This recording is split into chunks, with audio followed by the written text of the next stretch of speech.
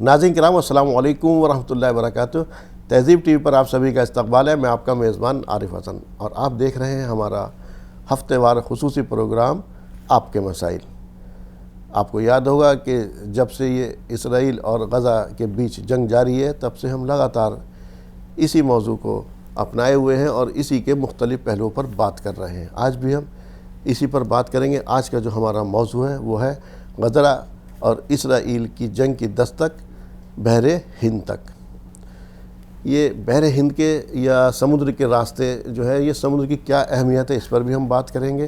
لیکن اس کے اندر فی الحال جو ریڈ سی کہلاتا ہے، جو بحر احمر کہلاتا ہے، اس کے اندر جو کچھ واقعات ہوئے ہیں جب سے حماس نے اسرائیل پر اٹیک کیا تھا، تو میں کچھ آپ کو بتا دیتا ہوں۔ سب سے پہلے 19 نومبر کو کارگو شپ گلیکسی لیڈر پر اٹیک کیا گیا۔ یہ حوثیوں کی طرف سے اٹیک کیا گیا کیونکہ حوثی جو ہے یمن کے اندر، انہوں نے علل اعلان اسرائیل کے خلاف جنگ کا اعلان کر دیا اور وہ حماس کے ساتھ لگاتار اس سمندر پر، یہاں پر اس ایریے میں یعنی کہ ریڈ سی میں حملے کر رہے ہیں۔ سب سے پہلا حملہ انہوں نے 19 نومبر کو کیا، پھر اس کے بعد 12 دسمبر کو ناروے کا ٹینکر تھا اسٹنڈا، اس پر اٹیک کیا انہوں نے۔ پھر اس کے بعد 13 دسمبر کو باب المندیب میں اسٹریٹ میں میزائلوں سے حملہ کیا انہوں نے۔ اس کے بعد 23 دسمبر کو انہوں نے مرچنٹ شپ کیمپ پلوٹو پر ڈرون سے حملہ کیا۔ یہ جو حملہ کیا تھا یہ ہندوستانی جہاز تھا جو کہ سعودی عرب سے ہندوستانی یعنی کہ بحر ہند کی طرف آ رہا تھا، اس پر بھی حوثیوں نے میزائل سے حملہ کیا۔ 23 دسمبر کو ساؤتھ ریڈ سی کے اندر حوثیوں نے پھر اینٹی شپ میزائلز داغیں، اور ابھی فی الحال تازہ انہوں نے ایک اور اٹیک کیا ہے جو سعودی عرب سے پاکستان کی طرف امریکن شپ جا رہا تھا، اس پر بھی اٹیک کیا۔ ہم آج اس کی بات کر رہے ہیں۔ سب سے پہلے میں آپ کو اس کے بارے میں بتا دوں، جو ہندوستان کی طرف یہ شپ آ رہا تھا، یہ کیمپ پلوٹو، اس کے اوپر ڈرون سے حملہ کیا گیا۔ اس کے اوپر امریکہ نے کہا کہ یہ حملہ جو کیا گیا ہے وہ ایران کی طرف سے کیا گیا یہ حملہ، جبکہ ایران نے سختی سے تردید کی۔ حالانکہ حوثی اس کے اندر لگاتار اٹیک کر رہے ہیں اس راستے کے اوپر، کیونکہ اس راستے کی اہمیت بھی ہم جانیں گے، کیونکہ اس راستے دنیا کا 12% بزنس جو ہے اسی راستے سے ہوتا ہے۔ اگر اس راستے کو حوثی بند کر دیتے ہیں تو دنیا کے اوپر اس کے کیا کیا اثرات پڑیں گے، اس کے اوپر بھی ہم جانیں گے۔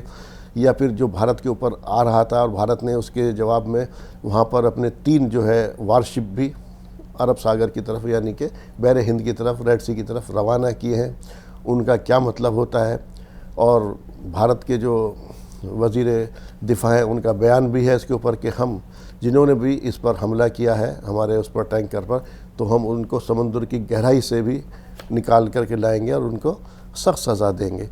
تو بھارت کہاں جا رہا ہے، بھارت کا اسٹینڈ بھی ہم اس کے اوپر جانیں گے۔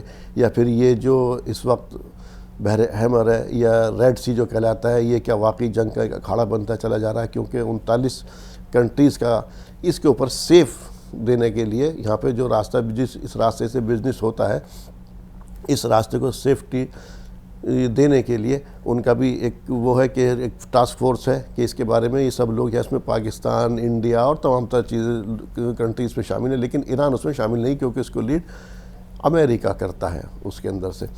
تو کہیں یہ امریکہ کی ہندوستان کے خلاف کوئی ایک سازش تو نہیں، یا واقعی ایران نے دیا ہے؟ وہ تو امریکہ تو یہاں تک کہہ رہا ہے کہ اس کو جو ٹریکنگ سسٹم حوثیوں کو جو دیا گیا وہ بھی ایران نے ہی دیا ہے یہاں پر، جس سے کہ وہ جہازوں کو ٹریک کر رہا ہے، وہ لگاتار حملے اس میں کر رہا ہے یہاں پر سویز نہر کے ذریعے بھی، کیونکہ اگر جائے گی تو سویز نہر ہی بند ہو جائے گی۔ اگر یہ اس طرح سے بند کر دیتے تو کیا اس کے اثرات مرتب ہوں گے؟ سب سے پہلے یہ جان لیتے ہیں کہ سمندری راستہ جو ہے یہاں پر، یہ اس کے اندر، یا اس پہ ہم بات کریں، سب سے پہلے میں جو میرے ساتھ مہمان ہیں آپ کو ان سے تو تعارف کرا دیتا ہوں۔ سب سے پہلے میرے مہمان خصوصی ہیں جناب عبدالواحد ہاشمی صاحب، جو کہ سابق میڈیا کوارڈینیٹر UAE ایمبیسی سے ہیں۔ بھائی صاحب کا بہت بہت خیر مقدم۔ دوسرے میرے مہمان خصوصی ہیں جناب آصف ریاض صاحب، جو کہ مصنف اور سینئر صحافی بھی ہیں۔ آصف صاحب کا بہت بہت خیر مقدم۔ شکریہ، تھینک یو۔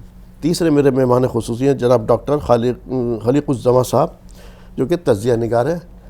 ڈاکٹر صاحب کا بھی بہت بہت خیر مقدم۔ شکریہ، واپس جزاک اللہ۔ عبدالواحد صاحب، آج آپ سے بات شروع کرتے ہیں۔ جیسے میں نے کہا، اس راستے پہ یا ہمیں کہیں نہ کہیں ایسا لگ رہا کہ اس کے اندر بھی کہ سمندر کے راستے ہی کہیں ایسا نہیں ہو کہ کچھ طاقتیں سمندر کے اندر اکٹھی ہو رہی ہیں اس راستے کے ذریعے اور پھر یہ ایک بڑی جنگ میں تبدیل ہو جائے. اس پہ بھی میں سوالات کروں گا اور آئیں گے اس پہ بھی ہم. لیکن اس سے پہلے کہ سمندری راستے سے جو بزنس ہوتا ہے یا اس سمندری راستے کے کیا پروٹوکول ہیں, کچھ قوانین ہیں اس کے کیا ہے, ذرا تھوڑا سا پہلے آپ سے وہ جان لیتے ہیں. اصل میں آپ کو معلوم ہوگا کہ 1914 کے اندر ٹائٹینک شپ جو ہے جی ایک ڈیزاسٹر ہوا تھا, وہ جی جی پوری دنیا نے دیکھا. جی تو اگر ہم جدید تاریخ کی بات کریں پچھلے 100 سال کی, تو جو سب سے پہلا قانون آیا جس کو اگر ہم دیکھیں اس کو تھوڑے سے, تو اس ڈیزاسٹر کے بعد جی جی سب سے پہلے جو ہے safety of the life at sea جو ہے ایک کنونشن وجود میں آیا تھا ٹائٹینک ڈیزاسٹر کے بعد. جی جی جی جی تو اس کو جو ہے بولتے ہیں safety of life at sea convention, SOLAS. اس کے بعد جو ہے جب باضابطہ طور پر اقوام متحدہ بنی, اس کی جو ہے تشکیل جی ہوئی, تو اس کے بعد جو ہے ایک انٹرنیشنل میری ٹائم کنسلٹیٹیو آرگنائزیشن نام سے ایک جی تنظیم بنائی گئی.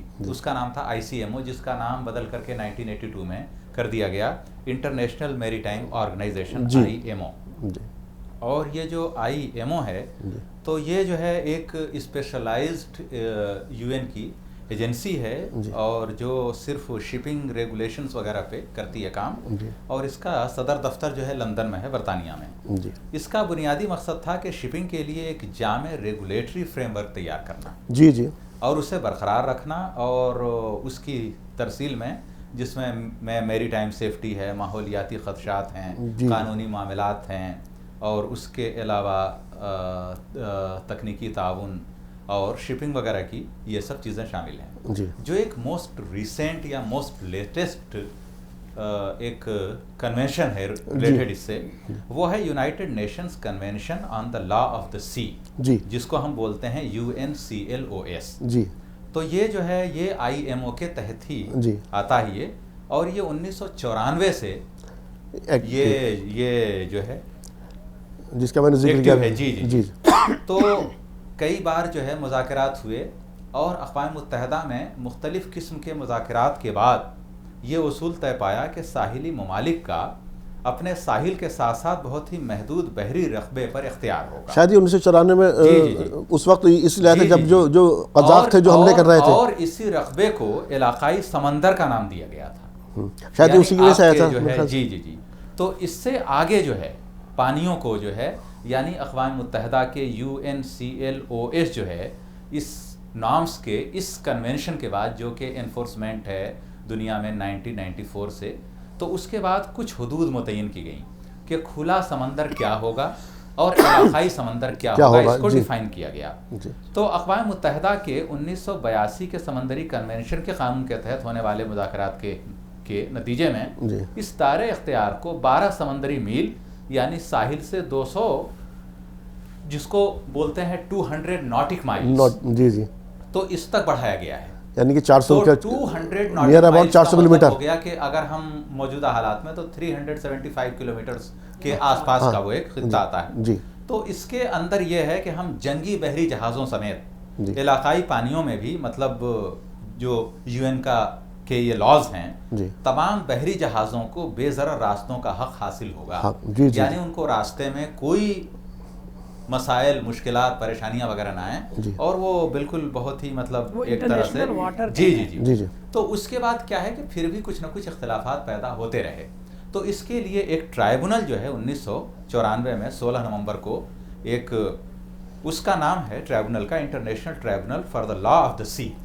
تو یہ جو ہے ہیمبرگ جرمنی میں بیسڈ ہے یہ. تو یہ جو ہے قوانین جو ہے اگر ہم دیکھیں تو اقوام متحدہ کے ذریعے سے وقتاً وجود میں آئے, یا ان پہ بات چیت ہوئی, یا ان کو جو ہے روبہ عمل لایا گیا, تشکیل دیا گیا ان کو. جی اچھا خلیق صاحب, اگر ہم دیکھیں جیسے بھی تمام لاء کی بات کی, اس کے اندر اس سے پہلے کہ جب ہوا تھا تو اس وقت قذاق اس پر حملہ کرتے تھے اور وہ ان جہازوں پر لوٹ لیا کرتے تھے ان جہازوں کو, جس کی وجہ سے تمام تر یہ پھر دوبارہ سے 1994 کے اندر یہ جو تشکیل پایا اس کے اندر سے. تو اس وقت جو ہم موجودہ کنڈیشن دیکھ رہے ہیں اس میں ایک جہاز پر تو کچھ نے دعویٰ کیا تھا کہ شاید قزاق لے گا ایک جہاز سے، بعد میں یو ایس نیوی نے چھڑا بھی لیا تھا اس کو جہاز کو. اس وقت جو حوثی جو یہاں پر حملے کر رہے ہیں اس وقت میں، اس میں اور اس راستے کے اندر جو خلل پیدا ہو رہا ہے اس میں، جیسے میں نے کئی آپ کے سن دیے جس کے اندر انڈیا کے اس کے اوپر بھی اٹیک کیا گیا ہے جہاز کے اوپر، تو کیا اس کی دستک آپ اس بحر ہند کے اندر بھی آتے ہوئے دیکھ رہے ہیں؟ اس کے اندر یہاں پہ کچھ محسوس کر رہے ہیں کیونکہ انڈیا نے بھی اپنے 3 وارشپ آگے بڑھائے ہیں. دیکھیے جہاں تک میں اس کو سمجھتا ہوں، اس مدعے کو سمجھنے کے لیے آپ پہلے جنگ کی فلسفی پر جائیے. جی. جنگ کا مطلب حالانکہ جنگ نہیں ہونی چاہیے، پہلی بات جی صحیح بات ہے، شانتی ہو، سب لوگ کو ایگزسٹنس ہے، سب لوگ جئیں، اور بہت دعویٰ ہے کہ دنیا بہت مہذب ہو گئی ہے. جی کتنا مہذب ہے وہ سب کو پتہ ہے، سب معلوم ہے. جی خدا بیزار جب انسان ہوتا ہے تو ایسی انسانیت بنتی ہے. جی جی. تو جنگ کا مطلب جو اصل ہے، جو اصول جس کو اس کو مان بھی لیجیے چلو ہو بھی رہی ہے، وہ فوج کی فوج سے ہوتی ہے. پرانی تاریخ میں دیکھیں گے تو اچھی جنگیں وہی ہیں کہ فوج سے لڑے گی، ہار جیت تو ہوتی رہتی ہے. ادھر جو حال میں ہم دیکھ رہے ہیں اسرائیل فلسطین پر بھی آ جائیں گے کہ جو بھی جنگیں ہوئی جو نہیں ہونا چاہیے تھا، وہ کیا ہے کہ عوام کو، عورتوں کو، بچوں کو، اسکولوں کو، ہاسپٹل کو، ایمبولینس کو، ایون قبرستان میں بھی کوئی ہے تو وہاں بٹھا دو. تو مطلب کوئی انسانی، کوئی اخلاقی قانون، کوئی چیز نہیں رہے. لا قانونیت ہے، جنگل راج ہے. ایک تو انہوں نے یہ کیا ہے کہ آپ فوج سے، ہمارے یہاں گاؤں میں کہتے ہیں صاحب گدھے سے آپ جیت نہیں پا رہے، گدھے کا کام گھما رہے ہیں، عوام کو مار کے آپ تسلی کر رہے ہیں. خیر آپ کا مقصد بھی اگر وہی ہے جینوسائڈ، وہ تو ان کا جی اس پہ بھی آئیں گے ہم انشاءاللہ. جنگ کا دوسرا پہلو. اب تیسرا پہلو وہی جس کی طرف کہا کہ اس میں کیا ہے کہ آٹومیٹکلی یعنی اکنامک جڑ جاتی ہے کہ سامنے والے دشمن کو آپ جو ہے آرتھک نقصان بھی پہنچائیں. یہ تو جنگ کے اصول ہے. آپ کو کیا کرنا ہوتا ہے؟ آپ کو اکنامیکلی آپ راستے کاٹتے ہیں اس کے اوپر، اور آپ کی رسد کاٹتے ہیں. آپ کو روسی جو کر رہا ہے اس سے زیادہ ابھی تک شاید کرنے کی پوزیشن نہیں. دوسرے میزائل داغتا بھی تھا، سعودی عرب گرا لیتا تھا، تو وہ واضح فاصلہ بھی ہے اسرائیل کا. ابھی تو اسرائیل کا ایک جو شہر وہاں تک پہنچ پاتا وہاں وہ بے اثر سے ثابت ہو رہا ہے، لیکن اس روٹ پر واقعی وہ اثردار ثابت ہو رہے ہیں. ایسا نہیں اس لیے ثابت ہو رہا ہے کہ اس کی جو اسٹریٹجیکل پوزیشن یہاں پر ہے. آپ ریڈ سی کو دیکھیے، آپ ریڈ سی کے ایک کونے کے اوپر بہت ہی پتلا سا راستہ 24 کلومیٹر کے سوئز کینال کہتے ہیں. جی جی. دوسرے اینڈ کے اوپر باب المندب ہے جی، جہاں پر یمن بیٹھا ہوا یمن ہے. وہاں بھی اس نے اینٹی شپ میزائلوں سے حملہ کیا. 30 کلومیٹر کا وہ یعنی کلاس سے چوڑائی کم سے کم جو ہو جاتی ہے 30 کلومیٹر. جی جی ہاں، ایک جگہ پر آگے 30 کلومیٹر ہو جاتی ہے. 2-4 کلومیٹر کا راستہ اس شپ کو نکلنے بھی دیتا ہے وہاں سے. جی. ظاہر ہے یمن وہاں موجود ہے باقاعدہ، تو حوثی وہاں پر موجود ہے. ایک پیرلل گورنمنٹ ان کی ہے. یمن نہ کہیے حوثی کہیے آپ. جی یمن الگ چیز ہے، یمن وہ تو 2 پارٹ میں. لیکن ابھی ایک چیز اور بھی ہے، نہیں جو ان کے بیچ جھگڑا تھا، جو بھی کچھ تھا، کسی حد تک اب ان دونوں کے بیچ میں جنگ بندی کا اعلان ہو گیا ہے. ایک مشرقی یمن اور ایک ادھر کا دوسرا یمن جو تھا، ان دونوں کے بیچ ابھی یہ سمجھوتا ہو گیا ہے اس وقت فی الحال ایک ہی ہے. لیکن اٹیک جو کر رہے ہیں وہ حوثی نے اعلان کیا. پہلے بھی ہو چکا تھا، جی پہلے نارتھ اور ساؤتھ میں بڑا ہوا تھا. جی جی پہلے نارتھ اور ساؤتھ میں تھا، لیکن اب اس وقت یمن اور سیکولر یمن اب تھوڑا سا وہ شیعہ سنی کی تفریق ہے. یہاں پر حوثیوں کا مقصد وہ پریشرائز کرنا ہے. وجہ کیا ہے کہ آپ کو سب کو معلوم ہے، دنیا ناظرین سب سمجھ رہے ہوں گے کہ جنگ خالی اسرائیل سے نہیں ہو رہی ہے. یہ جنگ ان مظلوموں کی امریکہ اور نیٹو سے ہو رہی ہے. اور یہ 200 کروڑ کی آبادی کے نمائندہ کا جو دعویٰ امریکہ کر رہا ہے، وہ پوری فوج دے کے ایک چھوٹی سی آبادی پر چڑھ کے آ گیا ہے. تو حوثیوں نے میسج دیا ہے کہ جب جیسا آپ نے کہا 12% جب ٹریڈ یہاں سے ہو رہی ہے، اور یورپ کا انڈیا کا تو 90% اور 80% یہاں سے جو ہے ایکسپورٹ امپورٹ اسی راستے سے ہوتا ہے. انڈیا کا تو 15% ہوتا ہے، کروڈ آئل 13% نکلتا ہے، 21% ریفائنڈ آئل وہاں سے نکلتا ہے، اور $10 لاکھ ملین کا ٹریڈ ہے. $10 لاکھ ملین کی ٹریڈ وہاں سے ہوتی ہے. اس وجہ سے سگنل دینا چاہ رہے کہ ہم تمہاری کوئی جیسے وہاں پر بھی ہوا تھا کے دور میں، تو شاعرات اس پہ ہم جو ہے وہ ہٹ کریں گے، یہ اپنے آپ پریشر میں آ جائیں گے، انڈر پریشر آ جائیں گے. ہاں میرا سوال جو تھا وہ یہ تھا کہ انڈیا تک جو اس کی دستک پہنچ رہی ہے کہ اب کیونکہ انڈیا نے بھی اپنے 3 وارشپ آگے بڑھائے ہیں اس میں ریڈ سی کی طرف، تو کیا یہ واقعی انڈیا تک بھی دستک پہنچ رہی ہے اس کی؟ آہٹ یہاں دکھائی دے رہی ہے انڈیا کے دروازے پر بھی. لیکن میرا خیال تو یہ ہے کہ یہ انڈیا تک دستک نہیں پہنچے گی. اب تو انہوں نے یعنی اب سے وسیع بڑھا دیے ہیں کہ اب ظاہر جہاز پہ حملہ ہوگا تو ظاہر گورنمنٹ کو کرنا چاہیے. دنیا کی ہر گورنمنٹ یہی کرے گی جو انڈیا نے کیا. وہ راجناتھ سنگھ کا جو اسٹیٹمنٹ ہے، لیکن میرا اندازہ ہے امریکہ کو سعودی عرب کو میسج ہے وہ، کیونکہ سعودی عرب کے پہلے یمن پر زبردست بمباری کر چکا ہے امریکہ کے اشارے پر. اسرائیل پر اس نے بمباری کبھی نہیں کی آج تک، اس نے یمن پہ ہی کی. غریبوں پہ وہ کھنڈر بنایا اگر یمن کو تو سعودی عرب کی فوجوں نے بنایا ہے. تو سعودی عرب نہیں تو پھر راجناتھ سنگھ جو ہے، نہیں تو راجناتھ سنگھ کہہ رہے ہیں سمندر کی گہرائیوں سے نکال لیں گے. آصف صاحب آپ کے پاس آتے ہوئے ابھی ہم نے یہ بھی دیکھا کہ اسرائیل انڈیا کے اندر، دلی کے اندر اسرائیل ایمبیسی کے پاس بھی ایک دھماکہ ہوا جس کے اندر تو آپ اس کو کس نظر سے دیکھتے ہیں؟ اور پھر دوسرے جیسے میں نے ابھی کہا تھا کہ راجناتھ سنگھ کا اسٹیٹمنٹ کہ ہم ان کو سمندری گہرائیوں سے بھی نکال لائیں گے، تو امریکہ نے تو انپٹ دے دیا کہ ایران نے کیا، تو کیا جو وارشی بڑھا، کیا ہندوستان اب ایران سے لڑے گا، حوثیوں سے لڑے گا؟ کیا اس کا مطلب کیا دیکھ رہے ہیں آپ؟ بھی ہم اسی پس منظر بات کر رہے ہیں. دیکھیے اصل بات یہ ہے کہ یہ ہم اسے ایک ایونٹ کی شکل میں، آئسولیٹڈ ایونٹ کی شکل میں نہیں دیکھ سکتے کہ ایک واقعہ ہو گیا. اصل میں یہ ہے کہ یہ واقعہ جو ہے بہت زیادہ ایک دوسرے سے گھلا ملا ہوا واقعہ ہے. میں تھوڑا سا آپ کو اس کا بیک گراؤنڈ بتانا چاہوں گا کہ کس طرح سے بحری راستے پہ وہ قومیں جو کہتی ہیں کہ ہم سپر پاور ہیں، ان بحری راستوں پہ قبضہ کرنے کے لیے بہت زیادہ پریشان نظر آ رہی ہیں. میں تھوڑا سا آپ پیچھے جائیں. جرمنی نے ایک پائپ لائن بچھائی تھی بالٹک سی میں، وہ 1000 کلومیٹر کا راستہ تھا، ڈائریکٹ پائپ وہاں سے چلتی تھی روس سے، اور جرمنی میں اس کا تیل آ جاتا تھا، اس کی گیس آ جاتی تھی، پٹرول آ جاتا تھا. امریکہ نے آبجیکشن کیا اور کہا کہ آپ یہ بند کرو. اس نے کہا ہمارے لیے جو یوکرین کے راستے سے ہمارے پاس پٹرول پہنچتا ہے اس راستے میں خطرہ ہے، اور کبھی بھی اگر وہاں جنگ چھڑ گئی تو ہم تو بغیر پٹرول کے ہو جائیں گے، بغیر انرجی کے ہو جائیں گے، بغیر آئل کے ہو جائیں گے. تو ہمارے لیے یہ بہت لازمی ہے کہ میں اس پائپ لائن کو بچھاؤں. $10 بلین کا اس پہ خرچ آیا تھا. لیکن کیا ہوا، یہ جیسے ہی تیار ہوا، کچھ سپلائی بھی پہنچی، اس کے بعد یوکرین میں جنگ چھیڑ دی گئی. جب جنگ چھڑ گئی یوکرین میں تو ایک دھماکہ بڑا سا ہوا اور وہ پائپ لائن اڑا دی گئی تھی. تو روس کا یہ کہنا تھا کہ یہ کوئی ٹیرورسٹ گروہ یا کوئی ارگنائزیشن کے پاس اتنا بڑا دھماکے کا مواد، روس نے امریکہ پر اس کا الزام لگایا تھا، اتنی انٹیلیجنس نہیں ہو سکتی کہ وہ اسے اڑا دے. خود جرمنی کا بھی یہ ماننا تھا کہ بغیر امریکہ کے یہ نہیں ہو سکتا. جرمنی نے معاملے کو اسکیلیٹ ہونے سے بچانے کے لیے یہ کہا کہ میں اس کی تحقیق کروں گا، اور روس کو چپ کرایا. بہرحال اس کے بعد آپ نے دیکھا وہ راستے بند کر دیے گئے. سارا وہ راستہ جو ایک نیا دروازہ کھل رہا تھا یورپ کے لیے بند ہو گیا. اب آپ دیکھیں امریکہ جو ہے فوراً چلا آیا کہاں؟ بلیک سی میں اور میڈیٹرینین میں. جیسے ہی یوکرین کی جنگ شروع ہوئی، بلیک سی کی تو اپنی الگ اہمیت ہے. روس کا اٹیک ہی بلیک سی کی اہمیت وغیرہ پہ جو کیا تھا وہ الگ مدعا ہے، وہ ہم نے ڈسکس کیا تھا. دیکھیے بلیک سی کی اہمیت یہ ہے کہ روس کو نکلنے کے لیے، میڈیٹرینین سی میں آنے کے لیے بلیک سی ہی ایک راستہ بچتا ہے. اسے چاہیے. اس کے بعد بلیک سی میں خطرہ آنے کا مطلب ہے کہ ترکی خطرے میں پڑ جاتا ہے، چونکہ ترکی کا جو جائے وقوع ہے وہ 3 کنٹیننٹ، یعنی کہ 3 جو ایشیا ہے، افریقہ ہے اور یورپ ہے، ان کے بیچ میں یہ واقع ہے. تو وہ کنٹرول کرنا چاہتا ہے روس بلیک سی کو. بلیک سی سے نکل کر کے میڈیٹرینین میں آتے ہیں. میڈیٹرینین میں فوج لگا رکھی ہے، بحری فوجیں ہیں وہاں، اور امریکہ ایک طرح سے اس کو کنٹرول کر رہا ہے. اسی طرح سے اسی لیے وہ ہم نے دیکھا تھا افغانستان کی بھی سمندر کے راستے ہی، تو سمندر کی اپنی اہمیت ہے. جنگ اس کے لیے، روس کے لیے جو افغانستان کی جنگ چھیڑی گئی تھی وہ بھی اس علاقے میں، اگر روس آ جاتا ہے اس علاقے میں یا پھر گرم پانیوں کے لیے، وہ تو وہ تھا. میں جانتا نا اس وقت انڈیا جو ہے، بھارت جو ہے وہ کہاں پر کھڑا ہوا اس میں، میں اسی کو بتانا چاہ رہا ہوں. تو جب آپ دیکھیں جیسے ہی میڈیٹرینین سے نکلیں گے تو ریڈ سی یعنی بحیر احمر میں آ جائیں گے. ہمارا جو ٹریڈ ہے، بھارت کا جو ٹریڈ ہے، تقریباً 80 سے 90% اسی راستے سے ہوتا ہے. آپ یہ دیکھیں، ہم یہ سمجھ رہے ہیں کہ حوثیوں نے یہ کیا، ممکن ہے حوثیوں نے کیا ہوگا، کنفرمیشن نہیں ہے. اصل بات یہ ہے کہ امریکہ کبھی بھی اپنی وار خود نہیں لڑتا، یا جو سپر پاور ہوتا ہے وہ اپنے وار کو آؤٹ سورس کرتا ہے، دوسروں سے لڑواتا ہے.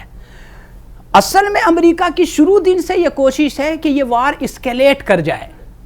جو اکنامک گتیویدھیاں ہیں، جو ایکٹیویٹیز اکنامک ہوئی ہیں. سر اس وقت امریکہ پہ اتنا پریشر ہے پوری دنیا کا وار بند کرنے کے لیے، جنگ بندی کرنے کے لیے، اور اس وقت اس جنگ کو لے کر کے بائیڈن کی اپنی کرسی خطرے میں کیا، لگ بھگ سمجھ لیے اس الیکشن کے اندر بائیڈن کی کرسی چلی گئی. یوکرین کی جنگ کو لے کر، غزہ جنگ کی لے کر کے دیکھیے اس وقت امریکہ پہ جنگ بندی کا دباؤ ہے. امریکہ اس وقت کسی صورت سے اسرائیل سے جنگ بندی کا دباؤ ڈال رہا ہے، لیکن اسرائیل نہیں سن رہا ہے. آپ اس وقت میں آپ کو بتاؤں اصل میں امریکہ پہ جنگ بندی کا دباؤ ہے، نو ڈاؤٹ، اس میں کوئی شک نہیں ہے، لیکن میں آپ کو بتاؤں امریکہ کے لیے یہ ایگزسٹنس کا بھی سوال ہے، جو ان کی سپرمیسی ہے، جو ان کا ڈومینیشن ہے ورلڈ پر، اگر وہ پیچھے ہٹ جاتے ہیں، اگر چیزیں اسکیلیٹ نہیں کرتی ہیں، آپس میں بڑی طاقتیں نہیں لڑ جاتی ہیں، تو کیا ہوگا؟ امریکہ کی جو ڈومینیشنس ہے، امریکہ کا جو غلبہ ہے ورلڈ پاور پہ، وہ ختم ہو جائے گا۔ تو امریکہ ہر حال میں یہ چاہے گا کہ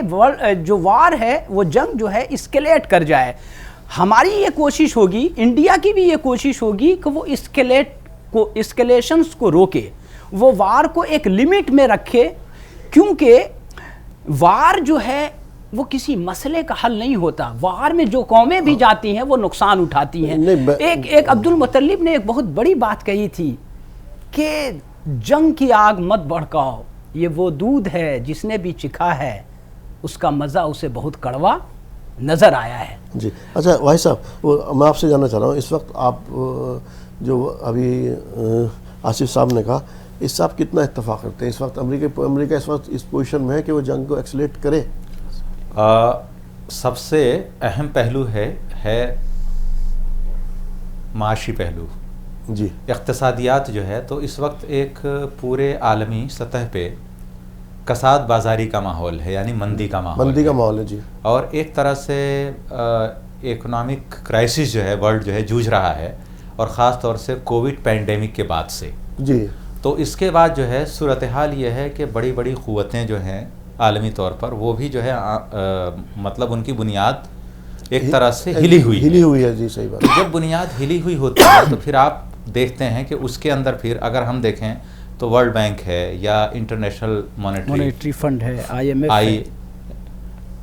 IMF وغیرہ جو ہے، یہ سب تو ان کا جو ہے ریسپانس کیا ہے اس میں؟ جی، تو IMF وغیرہ کی جو پروجیکشنز ہیں، تو ہم دیکھ رہے ہیں کہ امریکہ اور یورپ وغیرہ، اس کا جو ایک فائنینشیل ڈومینیشن تھا ورلڈ پہ، تو وہ شرنک کر رہا ہے۔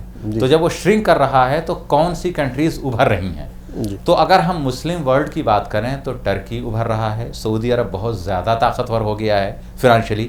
اگر ہم تھرڈ ورلڈ کی بات دیکھیں اس کو ایک ٹوٹیلٹی میں، تو انڈیا جو ہے بہت زیادہ بڑا ہو گیا ہے۔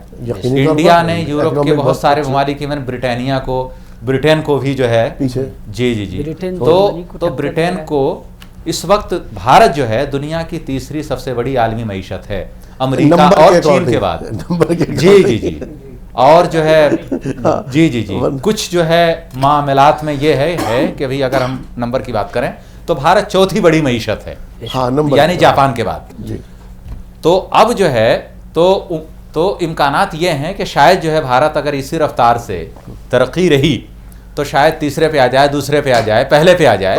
تو امریکہ کو ڈر یہ ہے کہ اگر یہ اور دیگر ممالک اکنامکلی مضبوط ہوتے گئے اور میں کمزور ہوتا گیا تو میرا کیا ہوگا؟ کیونکہ دیکھیے گلف وار جو 90s میں ہوئی تھی، اس کے بعد امریکہ کو کہیں سے کوئی موجودہ جنگ میں مدد نہیں مل رہی ہے، سارے پیسے امریکہ کے خود جا رہے ہیں، چاہے افغانستان کی جنگ ہو، چاہے کوئی بھی ہو۔ اس وقت اسرائیل کے ساتھ جتنی جنگیں ہو رہی ہیں، اور دوسری بات یہ بتا دوں میں، ابھی ہم لوگ میری ٹائم ایشوز پہ ڈسکس کر رہے ہیں، آپ دیکھیے کہ 200 تقریباً 500 سے زیادہ جو ہے امریکہ کے فارن کنٹریز کے اندر بیسز ہیں۔ جی اب آپ سوچئے کہ ان 500 میں سے آپ کو معلوم ہونا چاہیے کہ 127 سے 130 کے آس پاس US بیسز صرف جاپان میں ہیں، جی اتنے ہی تعداد میں جنوبی کوریا میں ہیں۔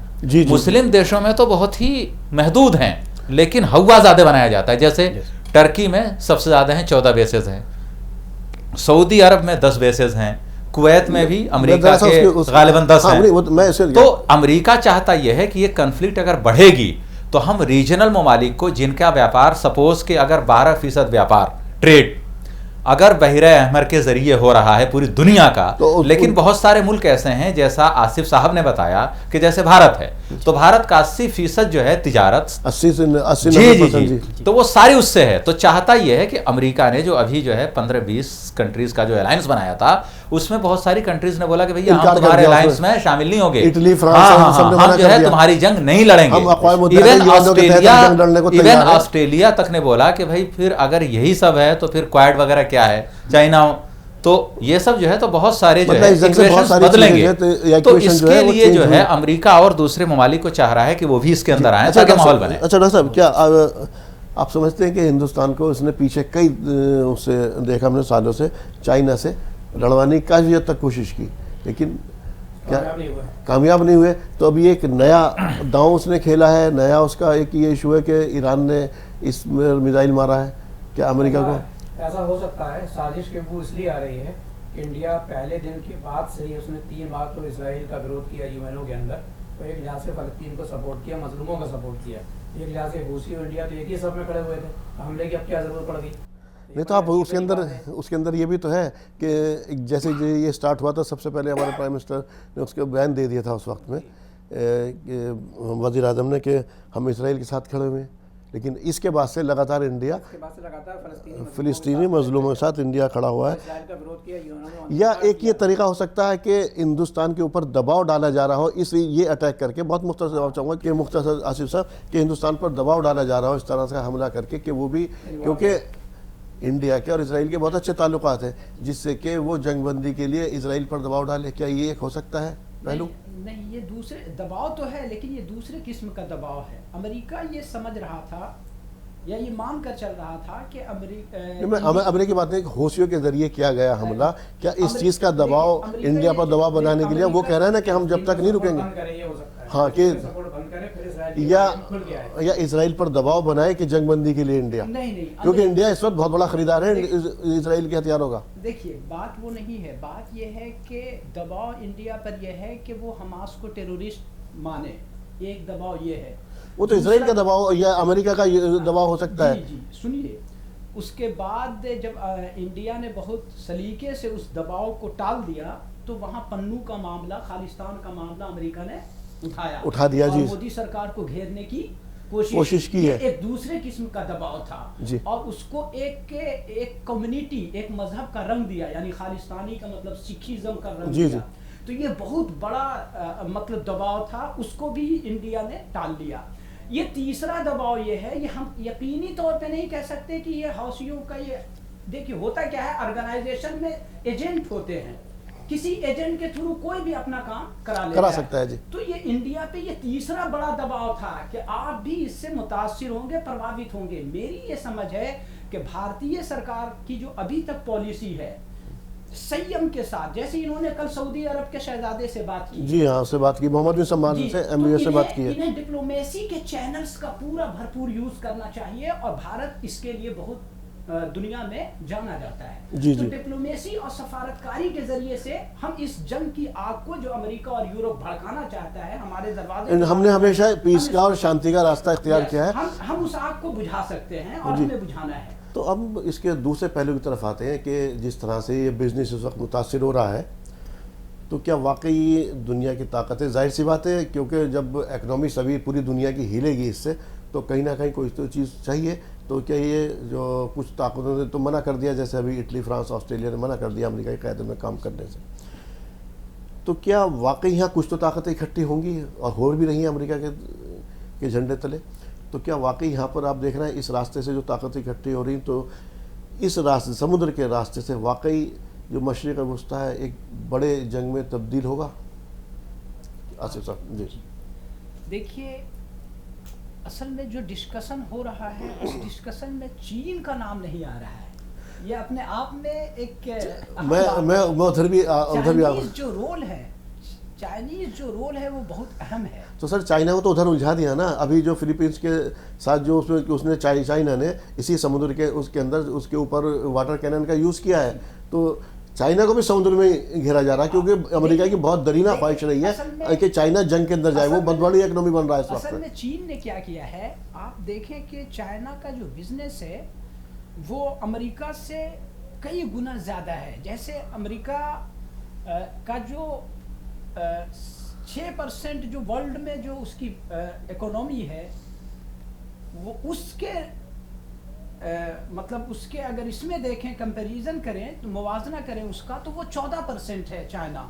چائنا نے ایک اور کام یہ کیا ہے کہ بیلٹ اور روڈ انیشیٹو جو انہوں نے شروع کیا، جو ایک راہداری دنیا کا راہداری، تو وہ جو بیلٹ اینڈ روڈ انیشیٹو سے اس میں اس نے کیا کیے ہیں, نئے روڈ نکالے ہیں, نئے روڈ نکالے ہیں, کھولی ہے.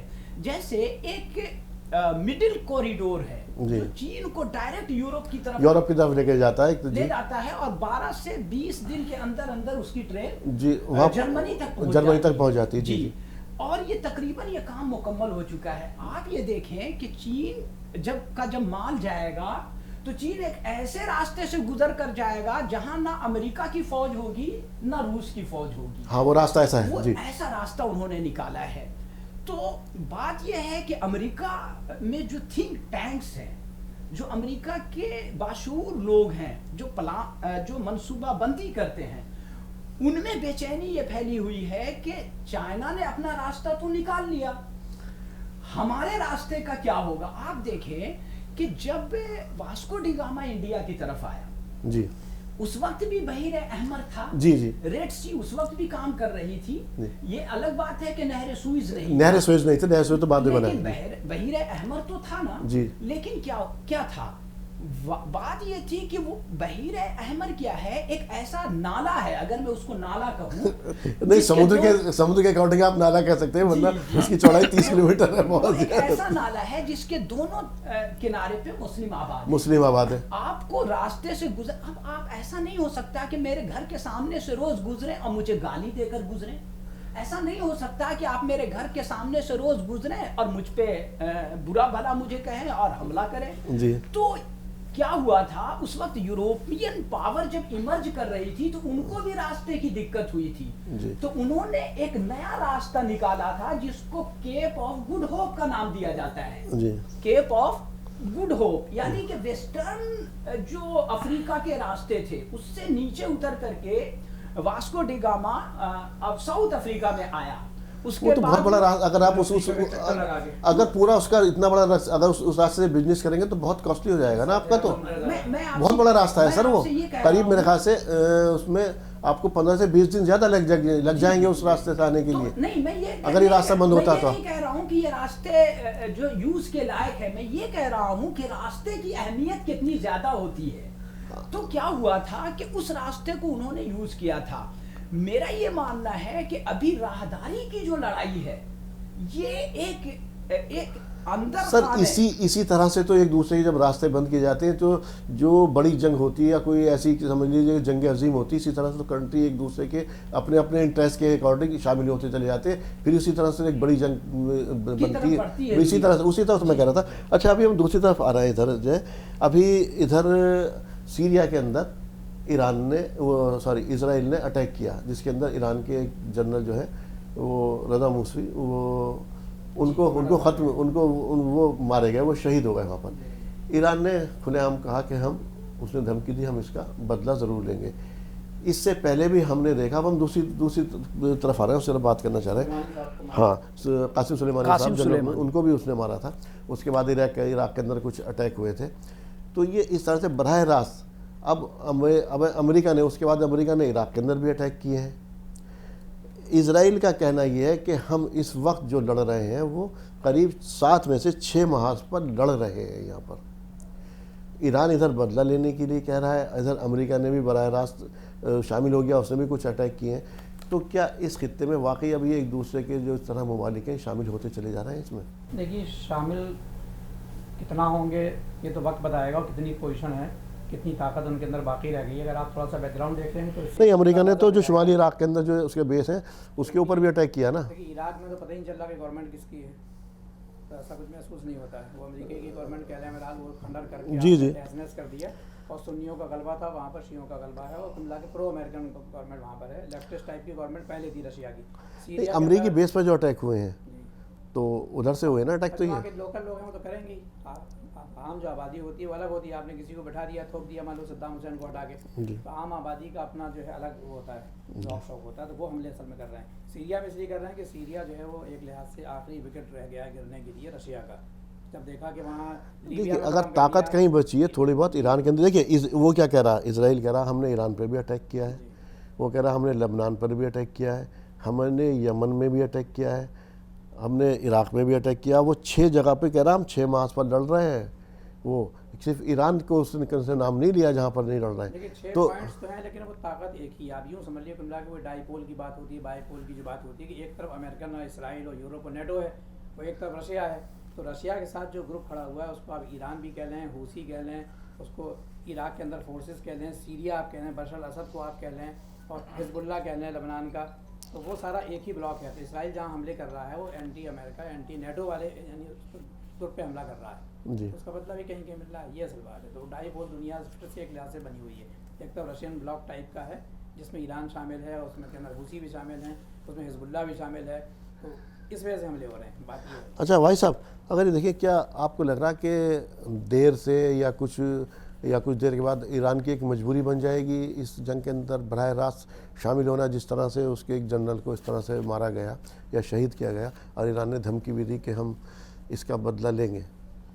یہ سب جو ہے جیسا کہ میں نے بولا تھا پہلے اور پچھلے کچھ ایپیسوڈ میں ہم نے پروفیسر نوم چومسکی کو بھی کیا تھا کوٹ. جی جی. انہوں نے بولا کہ اسرائیل کا جو ایگریشن ہے اس وقت پوری اس میں ریجن میں مڈل ایسٹ میں, تو وہ جو ہے ایک طرح سے کالونیل پاورز جو ہیں یہ ان کی آخری فیز کی لڑائی ہے یہ. کیونکہ اگر ہم دیکھیں تو افریقہ ہے یا ایشیا ہے یا دنیا کے بہت سارے ممالک جہاں پہ جو ہے ان کا جو یورپ کی تھی کالونیز کبھی, اب وہ سب ہٹ گئے وہاں سے آلموسٹ. اور ابھی تو اب جو ہے اس وقت اسرائیل ہی ایک رہ گیا ہے ایک طرح سے دنیا کے خطے میں جہاں سے اپنی ٹرمز جو ہے ڈکٹیٹ کرتی ہیں ویسٹرن پاورز.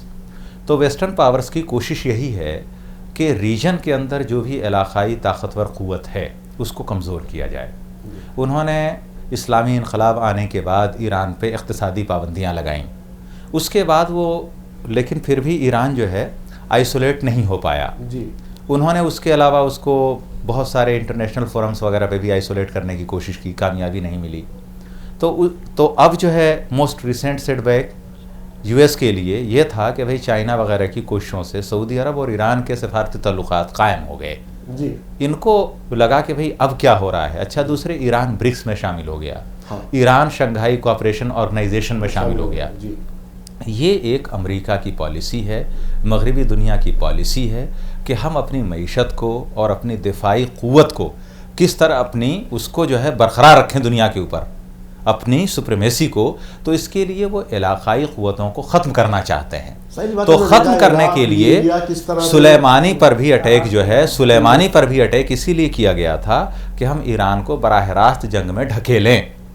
یہ بھی اٹیک شام میں جو کچھ ہوا ہے یہ بھی اسی لیے ہے, اور ایرانی لیڈرشپ کو معلوم ہے کہ ان کی کوشش کیا ہے, ان کے پیش نظر ان کی حکمت عملی کیا ہے. ان کی جو ہے طریقہ کار پالیسی سازش جو ہے ایران کے خلاف یہی ہے کہ ایران کو ہم جنگ میں لے آئیں تاکہ ایران کو کمزور کرنے کا.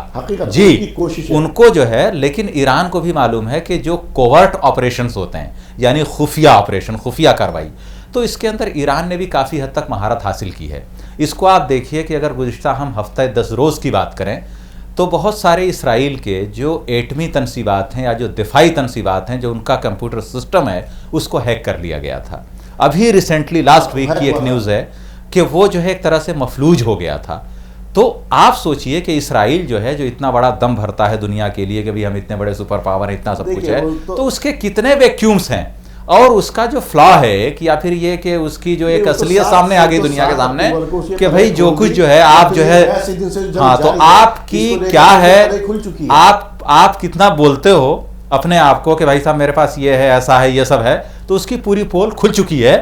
تو لیکن اب چاہتے کیا ہیں وہ کہ براہ راست نہ صرف ایران کو بلکہ ابھی سعودی عرب وہ جو امریکن ٹینکر تھا, شپ تھا, جو سعودی عرب سے بھارت آ رہا تھا غالباً یا پاکستان جا رہا تھا, جی, تو اس پہ جو حوثیوں کا اٹیک ہے, کوشش یہ ہے کہ امریکہ اصل میں دیکھیے چاہتا کیا ہے کہ ہم جو الائنس بنا رہے ہیں اس کے اندر سعودی عرب کو بھی شامل کریں, اس میں پاکستان کو بھی شامل کریں, اس میں ایران کو نہ ہو, بھارت کو بھی ہم لائیں. تو بھارت ہمیشہ سے اچھا ممالک سمجھ رہے ہیں کہ بھئی یہ تو اصل یہی ہے کہ ایران پہ جتنا ہو رہا ہے سب کچھ یہ اس لیے ہو رہا ہے کہ ایران جنگ میں کودے براہ راست طور پہ, ایک وقت آ کر کے مجبوری جی مجبوری بن جائے ایران کی کہ کودے, لیکن ایران کودے گا نہیں, معلوم ہے اس کو. کیا ایران کو جیسے کہہ رہے ہیں وہ کودے گا نہیں، ایک وقت آدمی کی مجبوری بن جاتی ہے آنے کے بعد. اب اس وقت سارے جتنے بھی آپ دیکھ رہے ہیں، چاہے حوثی ہو، حزب اللہ نے بھی کہا کہ ہم اس کا جواب دیں گے. جو اب ان کے جنرل وہاں ختم ہوئے، وہ جو مارے گئے، یہ قاسم سلیمانی کے بہت قریب تھے، بلکہ نائب کہا جاتا تھا ان کو، جنرل قاسم سلیمانی کو. اور یہ وہی قاسم سلیمانی جو کہ طالبان نے جب امریکن فورسز کو گھیر لیا جو کہ بچا کر کے لائے تھے ان کو، تو یہ امریکہ نے ان کو ایک تحفہ دیا تھا، اس کا بدلہ دیا تھا، اس کا ایران کو، اس کا کہ اس کو ختم کر دیا تھا. تو ادھر سے اگر حزب اللہ بھی اس طرح سے ایکٹیو ہوتا، حزب اللہ اب تک ایکٹیو نہیں ہے اس طرح سے جس طرح اب اسے 82 دنوں کا لڑتے ہوئے حماس سے یہاں پر. تو آپ یہ کیا دیں نا کہ ایران کی ایک وقت میں آ کے مجبوری بن جائے گی اگر جنگ طول پکڑتی ہے، اس میں جنگ میں شامل ہونا. دیکھیے کوشش تو ان کی پوری یہی ہے جی، ہنگامت و جنگامت والی بات پہ ہوتی ہے. جی جی. لیکن ابھی تک جو یعنی ایران جو کر رہا ہے وہ خالی حزب اللہ کی مدد کر کے، سیریا میں جو بیس ہے ان میں مدد کر کے، حوثیوں میں مدد کر کے ہی ان سے جو لڑنا چاہ رہا ہے. یعنی یہ ہو سکتا ہے کہ بالکل جب اس کو کھینچ رہے ہیں کہ دوستی کہ بالکل آپ نے گھیری لیا ہے، بالکل دروازے پر آ گئی ہے جنگ، تو مجبوری بن سکتی ہے. لیکن فی الحال بس بسنے کی کوشش کر رہا ہے کہ مجھے یہی کو رجھا کے رکھا جائے. یہ اس کی ہے پلاننگ کی. اچھا آخری بس تینوں راستے کے امریکہ آخری وہ ہے جی آخر باقی سب ختم ہو گیا، لیبیا ختم ہو گیا، پاکستان کو پہلے غلام بنا لیا انہوں نے. آخری جو کہتے ہیں اس پہ بھی کس دن اس پہ بات کریں گے انشاءاللہ تعالیٰ. آخر میں سب سے ایک کمر چاہ رہا ہوں، قاہرہ میں ہونے والے آصف صاحب جو مذاکرات تھے وہ ناکام ہو گئے، جو قاہرہ کے اندر اس کے اندر چل رہے تھے حماس اور ان کے بیچ میں جو اس نے تجویز پیش کی تھی. میں اس کی ڈیٹیل میں تو نہیں جا رہا، حالانکہ اس کی ڈیٹیل ہے کافی کہ اس طرح سے وہ حماس کو وہاں سے ایک طرح سے یہ کر رہے تھے کہ پہلے 1 ہفتے کے لیے جنگ بند کریں گے، پھر 10 دن کے لیے، پھر اس طرح سے. حماس نے بھی مسترد کر دیا، اسرائیل نے بھی مسترد کر دیا. اسرائیل اپنے وحشی پن پر اور قتل عام اسرائیل جاری رکھے ہوئے ہیں وہاں پر. تو اب آپ اس جنگ کو کس طرح بڑھتا ہوا دیکھ رہے ہیں کہ یہ جنگ ختم ہوگی یا واقعی؟ کیونکہ اس وقت ہم دیکھ رہے ہیں کہ جو اس کی آبادی لگ بھگ اس کو تو وہاں سے ایک طرح سے پورا کھنڈر بنا دیا گیا، 19 لاکھ کے آس پاس، باقی جو کچھ زخمی ہیں کچھ شہید کر دیے گئے. بس مختصر میں وہ جو وہاں بات چیت چل رہی تھی، اصل میں قاہرہ میں جو بات چیت چل رہی تھی تو پریشانی یہ تھی اسرائیل کو کہ انہیں بات چیت کرنی پڑ رہی تھی قطر میں. وہ قطر کو کریڈٹ دینا نہیں چاہ رہے تھے، چونکہ قطر نے کئی کریڈٹس بڑے بڑے لیے ہیں، جیسے ایران اور امریکہ کے درمیان قطر نے بات کرائی تھی، افغانستان اور امریکہ کے درمیان گفتگو کرائی تھی. تو قطر میں بات نہ کرا کر کے اسرائیلیوں نے یہ پروپوزل رکھا تھا کہ یہاں کہ قاہرہ میں ہو، امریکیوں نے بھی یہی رکھا تھا. لیکن ابر جو ڈیولپمنٹ ہوا ہے، جو نئی چیز ہوئی ہے وہ یہ ہے کہ حماس نے اس کو ریجیکٹ کر دیا ہے. حماس کا یہ کہنا تھا کہ پرماننٹ سیز فائر کی بات کی جائے اور ہمارے سارے قیدی واپس کیے جائیں اور ہماری ٹیریٹوری سے آپ واپس جائیں. ظاہر ہے اسرائیل اس قدر شرمناک وہ شکست کو قبول نہیں کرے گا، کوئی بھی نہیں قبول کرنا چاہے گا، وہ وقت لگے گا اس میں وہاں تک پہنچنے میں. میں یہ کہہ رہا تھا کہ آپ نے یہ دوسری بات آپ کی یہ تھی کہ یہ اسکیلیشنز کیوں نہیں